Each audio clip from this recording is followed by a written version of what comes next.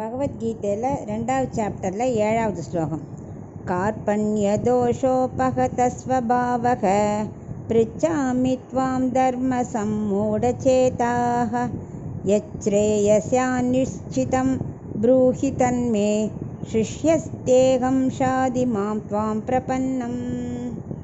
இப்போ அர்ஜுனன் கண்ணன்ட்ட சொல்கிறான், கார்பண்ய தோஷம் பிடிச்சு, அதாவது பிரம்ம ஞானம் இல்லாமைக்கு அந்த தோஷம் பீடித்து நான் என்னோடய கோழைத்தனத்தினால என்ன பண்ணணும்னு தெரியாமல் குழம்பியிருக்கேன்.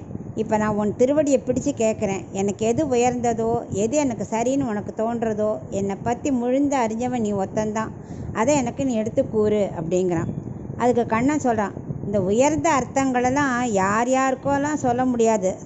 யார் சந்தேகம் கேட்குறாளோ, யார் புத்திரர்களோ அவளுக்கு மட்டும்தான் கூறணும். ஆனால் நீ யார் தான் யோசிச்சுட்டு இருக்கேன் அப்படிங்கிறான். அதுக்கு அர்ஜுனன், என்னை சிஷ்யனை நீ ஏற்றுக்கோ, அது மட்டும் இல்லை, நான் உன்னை சரணமாக உன் திருவடி தாமரையை பற்றி இருக்கேன், எனக்கு எது நல்லதோ அதை நீ சொல்லணும். நம்முடைய எந்த மனக்கவலையும் தீர்க்கும் தன்மை பரம்பொருளுக்கே உண்டு என்று அறிந்து கொள்ள வேண்டும். அதுக்கு ஒரே வழி என்ன? அவர் திருவடியை பற்றுவதே ஆகும். அதைத்தான் இப்போ அர்ஜுனன் புரிஞ்சுண்டு ஒரு வழியாக கண்ணங்கிட்ட சரணராராம். அதான் இந்த ஸ்லோகத்தோட அர்த்தம்.